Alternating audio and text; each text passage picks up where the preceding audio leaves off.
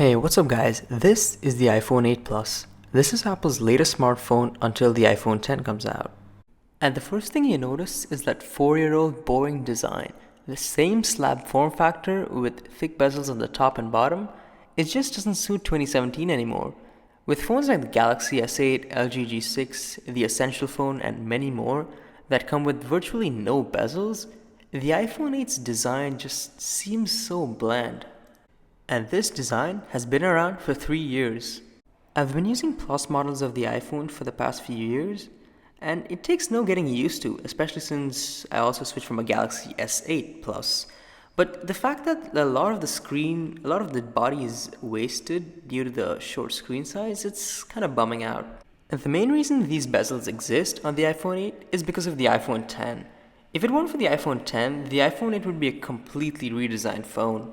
What is new here is the glass back. It's designed to replace the aluminum from the previous iPhones, but it gets really fingerprinty. I'm not sure that's a word, but yeah. It's sort of reminiscent of the iPhone 4, and it also makes the phone a lot heavier. It's around 202 grams, which is quite heavy for a phone. Don't get me wrong, the build quality is amazing and feels really nice in the hand, but they could have had a more efficient use of space like Samsung did. But of course, they intended to do that with the iPhone 10 instead. The color of the back of the phone has a weird tint of gray. It's not exactly the space gray you're used to from the MacBooks or the previous iPhones, but it's sort of a mesh between gray and a little bit of white. And of course, since it's 2017, we don't have any headphone jacks. In most of the phones, of course, but yeah, the iPhone 8 still doesn't have one. RIP. As for the display, the iPhone 8 still uses the same LCD 1080p display found in the previous year's iPhone. And Apple's brought over the True Tone display from the iPad Pro, which basically adjusts the color temperature of your display according to the surroundings. It actually makes the display look ever so slightly better in most situations, especially indoors. But the display overall is actually really accurate and a very pleasing display, although I still would have preferred OLED over the LCDs, but of course that's reserved for the iPhone 10. But this display is still one of the best displays on the market. But what runs behind the display is iOS 11. I have a lot of mixed feelings about iOS 11, but for the most part it's actually a pretty solid upgrade. The notification center is cleaner than before, and the new control center is actually pretty good once you get used to it. There are a lot of visual cleanups and new animations added throughout the system. A lot of the changes are extremely minor, and you won't even notice them in your day-to-day use. But what you will notice are a lot of bugs, and this is what kind of bugs me, no pun intended. A lot of the changes in iOS 11 seem to be changes just for the sake of change. For example, there were a lot of screenshots I took which appeared as white images in the Photos app. The screenshots and some of the 4K 60fps video I tried to import onto my Mac didn't even load. It just appeared as corrupted files on my Mac, and it just leads me to think that Apple really didn't pay full attention to detail when developing iOS 11. I will do a full updated video on iOS 11 later when the iPhone 10 comes out, but my main concern here is that iOS 11 is a lot more buggier than previous versions of iPhones. Aside from the bugs, the performance of the software is as good as it gets. Apps load really fast, multitasking is a breeze, and the apps on iPhones are generally better than their Android counterparts. What powers this phone is the A11 Bionic. Apple chose the name simply because they wanted to market it better, because people aren't really interested in chip names. The iPhone 8 can handle any task you throw at it, even an intensive game. But even the iPhone 7 Plus could do that.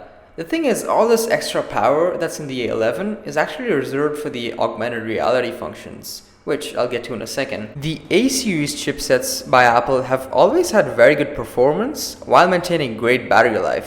The A11 is also the first chip with an Apple-designed GPU inside. You'll only notice a difference if you come from an iPhone 6 or a 6S. If you come from the iPhone 7, there's barely any performance difference here. It also comes with 3 gigs of RAM, which is certainly more than enough for iOS. But all that extra power coming from the A11 Bionic is actually meant for something bigger: augmented reality. Apple is serious about AR, and the first step for them was making ARKit. which allows developers to code AR apps for the masses. What it basically does is it adds virtual objects into the real world with the help of the camera and can be used in many ways to interact with the real world. The possibilities are endless, and especially with millions of people having access to AR apps, there's huge potential for developers to create and consumers to consume these apps. I played a game called Stack AR, which is an AR version of an existing game called Stack, where you have to perfectly stack blocks on top of each other, else you lose. And this is just the beginning, and I can't wait to see what Apple does with AR technology moving forward. Next up is the camera. Like the iPhone 7 Plus, the 8 Plus uses the dual camera setup with 12 megapixel sensors and a telephoto lens. Pick up the phone, swipe to the right, and you enter the camera, which retains the same fluid and fast interface. Before I comment on the camera, let me just say that smartphone cameras have evolved so much over the years that no matter which flagship camera you pick, you're gonna get great results. That being said, let's dive into it. The images here are more saturated than previous iPhones, and Auto HDR is turned on by default. The exposure is on point, and pictures have plenty of depth to it. Most images in broad daylight have really vibrant and vivid colors, and the pictures are still very accurate.